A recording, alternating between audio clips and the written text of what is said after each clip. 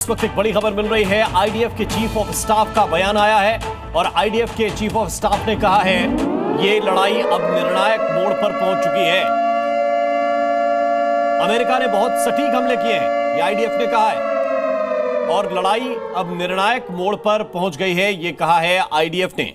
America ने बहुत सटीक हमले किए, ये आईडीएफ की तरफ से कहा गया। अमेरिका भी यही बात कर रहा है, पेंटागन की तरफ से भी यही बयान आया कि हमने जो हमला किया वो पूरी तरह से सफल रहा और लड़ाई अब निर्णायक मोड़ पर पहुंच चुकी है, ये कहना है आईडीएफ का।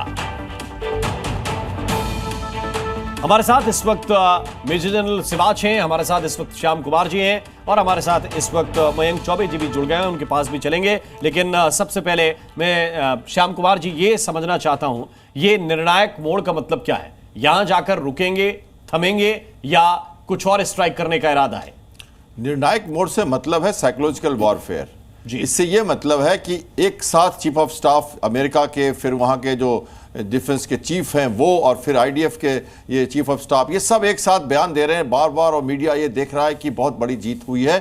तो जीत तो एक तरफ मान के चलो कि इनकी जीत हो गई है और वो मंशा उसकी थी जो पूरी हो गई, लेकिन मिसाइल के खेप अभी बाकी हैं। तो निर्णायक मोड पर इसलिए वो कह रहे हैं कि अब हम इनको और मारेंगे और मार के अपनी मंशाएं पूरी करेंगे। और इसके साथ साथ अगर कमर टूट जाती है और मनोबल टूट जाता है ईरान का, तो वो सरेंडर करेगा। यहां पर नेगोशिएशन की बात ये नहीं कर रहे हैं, ये कह रहे हैं वो सरेंडर करके टेबल पे आएगा, फिर हम उससे कहेंगे तुम्हें कैसे जीना है आगे।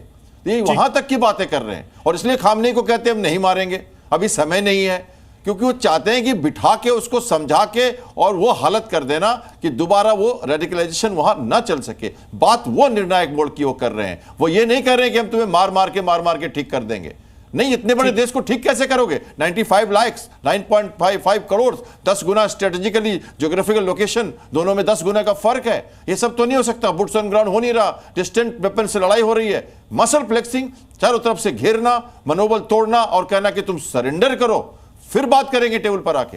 तो वहां पर ले जाने, इसलिए वो कह रहा है कि और मारेंगे, और लगातार आईडीएफ मारता जा रहा है। ठीक, क्या ये इसी स्ट्रेटजी के तहत आज ट्रंप ने ये बात कही, मयंक चौबे जी, कि आप आइए शांति के लिए बातचीत कीजिए, जबकि उसी वक्त वो ये भी ब्रीफिंग दे रहे थे कि हमने 3 न्यूक्लियर साइट्स पर बड़े बड़े बम गिराए हैं। क्या ये वही सरेंडर की नीति है कि सरेंडर करना पड़ेगा? क्योंकि खामेनेई और ईरान की तरफ से कहा जा रहा है कि सरेंडर नाम का लफ्ज तो ईरान की डिक्शनरी में नहीं है। देखिए राम, इस समय वो चाहते ये हैं कि किसी भी तरीके से ईरान अपनी हार मान के, थक हार कर सरेंडर की टेबल पर आए। जो वो निर्णायक मोड़ की बात कर रहे हैं, मुझे लगता है पता नहीं कौन सा जलेबी मोड़ है ये, कि गोल गोल घूमे जा रहे हैं और निर्णायक मोड़ जो है वो इनको दिखाई दे नहीं रहा है। इस समय वो ये चाहते हैं कि ईरान किसी भी तरीके से सरेंडर की टेबल पर आके बैठ जाए और जो इनकी मंशा है उसका वो पालन करे। उस मंशा को मनवाने के लिए इनको ईरान के ऊपर इतना कहर बर्पा करना पड़ेगा कि वो थक हार कर नेगोशिएटिंग टेबल पर आए। ये इनकी इस समय मंशा साफ दिखाई दे रही है। इसीलिए इसके पीछे इन्होंने इनके 3 न्यूक्लियर इंस्टॉलेशंस पर अटैक किया। इंटरेस्टिंगली आईईए का करीब 5 घंटे पहले एक ट्वीट आया है, उसमें उन्होंने लिखा है कि फार्दो की साइट पर जितना रेडिएशन एक्सपेक्टेड था उसके गेट पर, उसके आसपास एम्बियंट, उसमें उतना ही रेडिएशन इसमें मौजूद है। यानी रेडिएशन में कोई तब्दीली नहीं हुई है। और अगर इन्होंने इतनी बड़ी साइट को डिस्ट्रॉय किया है तो लाजमी है कुछ ना कुछ एक्सपोजर तो होना चाहिए था। वो एक्सपोजर कहीं दिखाई दे नहीं रहा है। तो ये देखने वाली बात है, इन्होंने आखिर किया है तो क्या किया है। नहीं, यही सवाल सबके जहन में है कि किया है तो क्या किया है। जिस जगह साइट डिस्ट्रॉय की वो देश कह रहा है कि हमारा कोई नुकसान नहीं हुआ।